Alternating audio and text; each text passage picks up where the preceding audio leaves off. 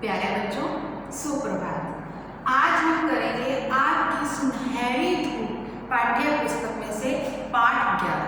पाठ 11 का जो है वो है चांदी का जूता। पाठ का नाम क्या है? चांदी का जूता। और इसके लेखक कौन है? बालशौरी रेड्डी। इसके लेखक कौन है?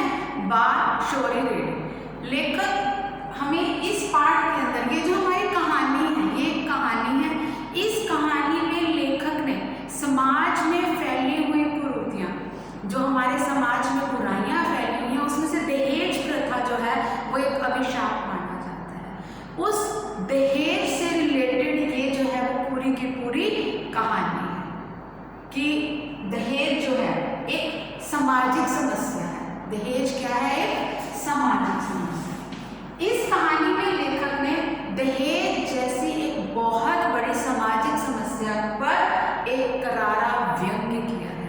यानी हमें बताया है कि हमें दहेज नहीं लेना चाहिए, ये एक अभिशाप है। लोग अपनी लड़की देते हैं, लेकिन कई लोग लड़की देने के साथ साथ जो दूसरे यानी लड़के वाले लोग मांग करते हैं उसको दहेज का नाम दिया जाता है। जो लड़की को दिया जाता है साथ में वो क्या होता है? दहेज का रूप धारण करता है। ये एक बहुत बड़ी सामाजिक समस्या है। इस पाठ के अंदर हमारे जो मुख्य पात्र हैं वो हैं शिवराम जी, जिनके घर उनके बेटे की वर्षगांठ चल रही है। वर्षगांठ क्या होता है? वर्षगांठ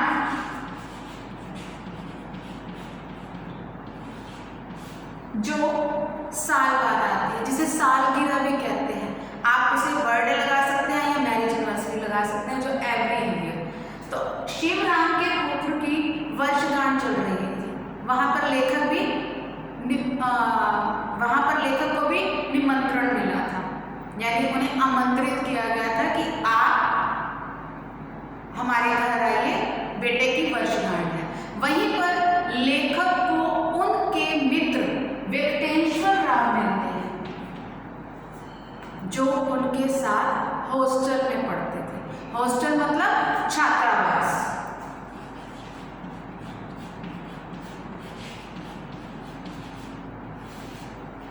वेंकटेश्वर राव और लेखक ने अपनी स्टडी जो है वो इकट्ठे की थी। दोनों एक ही कॉलेज में पढ़ते थे, एक ही हॉस्टल में इकट्ठे रहते थे। वहीं पर दोनों बड़े प्यार से मिले और वेंकटेश्वर राव ने लेखक को अपने घर अगले दिन भोजन पर बुला लिया। वेंकटेश्वर राव ने किसे बुलाया? लेखक को। और लेखक अगले दिन सुबह जल्दी तैयार हो गए कि मुझे अपने मित्र से मिलने के लिए जाना है। इतने टाइम से जो कॉलेज के फ्रेंड्स थे उनसे मिले तो उनको उनके साथ मिलकर बहुत अच्छा लगा। और वेंकटेश्वर राव ने जब अपने घर बुलाया तो लेखक तो और भी प्रसन्नचित हो गए, खुश हो गए। क्या हो गए? खुश हो गए कि मुझे मेरे मित्र ने अपने घर आमंत्रित किया है। अगले दिन सुबह तैयार होकर लेखक जो है अपने नहा धोकर पूरी तरह से फ्रेश होकर कहाँ चले गए?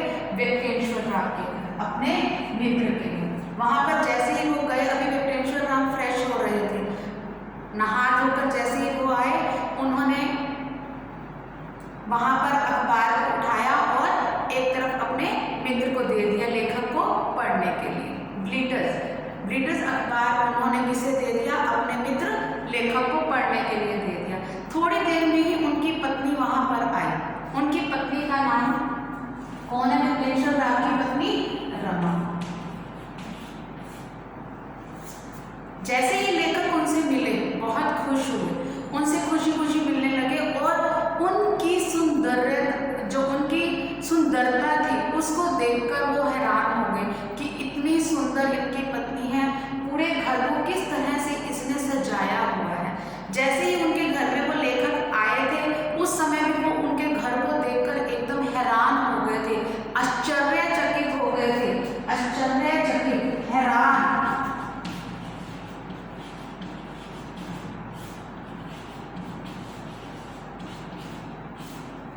उसे देखकर यानी उनके घर को देखकर वो बिल्कुल हैरान हो गए थे कि कितने सुंदर ढंग से इसको सजाया गया है। और जैसे ही उन्होंने उसकी पत्नी को देखा, नमस्कार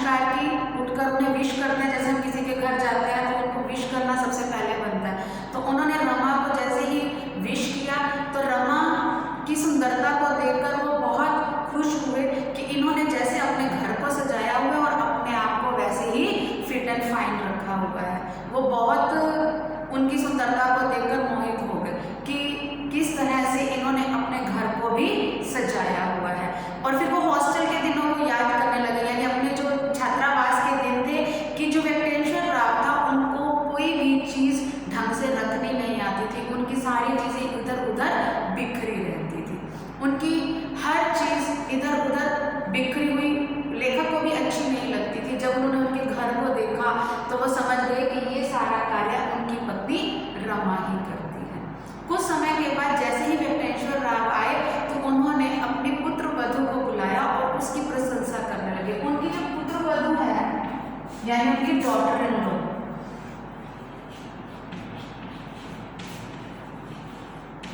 पुत्र वधू यानी उनके बेटे की पत्नी, उनके बेटे का नाम है सुरेश।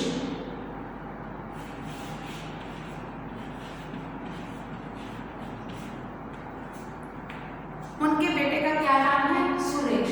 उन्होंने अपनी पुत्र वधू सीमा को बुलाया चाय के लिए। उसी समय रमा ने बोला कि भाई साहब आप सुरेश की शादी पर क्यों नहीं आए, क्योंकि उसी समय फिर लेखक ने जवाब दिया कि मुझे तो निमंत्रण ही नहीं मिला था। यह सुनकर जो थी रमा हैरान हुई, कहती नहीं भाई साहब हमने आपको निमंत्रण भेजा था, लेकिन लेखक कहने लगा कि मुझे निमंत्रण नहीं मिला था। उसके बाद उन्होंने जब अपनी पत्नी अपनी पुत्र वधू सीमा को बुलाया तो वो उसकी प्रशंसा करने लगे वेंकटेश्वर राव कि मेरी बहू जो है वो पढ़ी लिखी है, इसने ये जो है अभी PhD भी कर रही है, घर का काम भी करती है और पढ़ाने के लिए भी कॉलेज जाती है और 600 रुपये महीना इसको मिलता है। जैसे ही वेंकटेश्वर राव अपनी पुत्र वधू की प्रशंसा करने लगे तो रमा उनको बड़े अजीब से ढंग से देखने लगे कि मैं भी तो बहुत बड़े ऊंचे घराने की हूँ, मेरी क्यों नहीं प्रशंसा कर रहे हैं। वेंकटेश्वर राव थोड़ा सा हैरान हो गए कि किस तरह से मुझे रमा देख रही है, लेकिन उन्होंने अपनी बहू की प्रशंसा करनी नहीं छोड़ी। उन्होंने कहा कि ये अभी PhD भी कर चुकी है और D.Litt भी करना चाहती है, यानी PhD की इसकी स्टडी जो है वो चल रही है, कंप्लीट होने वाली है, उसके बाद ये D.Litt भी करना चाहती है और इसको स्वर्ण पदक भी मिला है। जैसे ही वेंकटेश्वर राव ने सीमा के लिए कहा उसी समय रमा जो थी उसके स्वर्ण पदक लेकर आ गई जो उसको कॉलेज की पढ़ाई में मिले हुए थे। कुछ समय के बाद जब इनकी आपस में बात शुरू हुई तो वेंकटेश्वर राव से लेखक ने पूछा कि क्या तुमने दहेज भी लिया था, क्या तुमने दहेज भी लिया था? तो वेंकटेश्वर राव कहने लगे कि मैं इन सब बातों को नहीं मानता। मेरे भाई ने जब अपने बेटे की शादी की थी तो उन्होंने क्या किया था? दहेज लिया था। 50,000 रुपये अपनी पुत्र वधू से लिए थे। उन्होंने ऐसा बोला, लेकिन वो लड़की क्या है? मैट्रिक पास ही कोई काम भी नहीं कर सकती। अगर उसको कोई काम करने के लिए भी कहते हैं तो वो बोल देती है कि नौकर से करवा लो। वो अपने पैसे का रोब दिखाती है। मैंने सीमा के पिताजी से कुछ नहीं मांगा था, लेकिन मेरी जो पत्नी है उससे मेरे भाई को देखकर लालच आ गया था। उस लालच की वजह से वो मुझे बोलती थी कि जाकर सीमा के पिता से बात करो कि वो हमें दहेज दे, नहीं तो शादी के लिए मना कर दो। कहते कि मैं बहुत शर्म से, बहुत लज्जा से सिर नीचा करके उसके पिताजी के पास गया। मैंने उनको डायरेक्टली कुछ नहीं कहा, सिर्फ इतना कहा कि मेरे पास बहुत से रिश्ते ऐसे आ रहे हैं जो मुझे 50,000 रुपये देने को तैयार हैं, लेकिन मैं क्या करूं, पत्नी मेरी मानती ही नहीं है। ऐसा कहकर मैं वहाँ से वापस आ गया और कुछ दिनों के बाद मुझे पता चला कि सीमा के पिता ने राइस मिल्स एसोसिएशन के सदस्यों को अपने घर में बुलाया और राइस मिल एसोसिएशन के सदस्यों ने सीमा को उपहार में एक चांदी का बर्तन दिया। इसका बर्तन? चांदी का।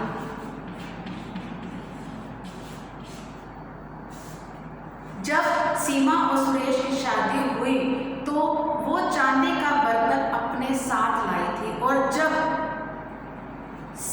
की सास ने यानी मेरी पत्नी रमा ने उस बर्तन को खोला तो उसके अंदर 60,116 रुपए थे। जब उस चांदी के बर्तन को खोला तो उसके अंदर कितने रुपए थे? 60,116 रुपए। ये जो मैं आपको बीच बीच में बता रही हूँ बेटा, ये आपके पास एक एक नंबर के क्वेश्चन भी पूछे जा सकते हैं। आपने बड़े ध्यान से अपने पाठ को पढ़ना है और समझना है। कितने थे? 60,116 रुपए। जैसे ही उसने उसे देखा तो वो आश्चर्यचकित हो गई। लेकिन उस समय मेरे मन में क्या आया कि ये जो जूता है, ये जो चांदी का जूता है, वो एक एश ट्रे की तरह बना हुआ था और उल्टे पैर जैसा था, जिसके अंदर ये पैसे भरे हुए थे। और मुझे ऐसा महसूस हुआ कि ये सीमा के पिताजी ने मेरे सिर पर जूता नहीं मारा बल्कि मेरे दिल पर मारा है, मुझे एक करारा जवाब दिया है। तभी उन्होंने इस जूते के अंदर पैसे भरकर दिए हैं। हमारी जो पुत्र वधू है वो बहुत सुशील है। मैं दहेज नहीं चाहता था, मैं पैसा नहीं चाहता था, सिर्फ मैं अपनी पत्नी रमा के जिद के आगे झुक गया। और आज भी मुझे ऐसा लगता है कि उन्होंने मेरे दिल पर एक मुझे जोर से मेरे हृदय पर जो है वार किया है। वो उन्होंने चांदी का जूता मेरे सिर पर नहीं मारा बल्कि मेरे हृदय पर मारा है। तो इस पाठ से हमें क्या शिक्षा मिलती है कि हमें दहेज ना तो लेना चाहिए और ना ही दहेज देना चाहिए, बल्कि दहेज लेने और देने वालों को सावधान करना चाहिए। ये एक सामाजिक समस्या है, ये एक बहुत बड़ा अभिशाप है। हमें इस बुराई को मिटाना चाहिए। धन्यवाद।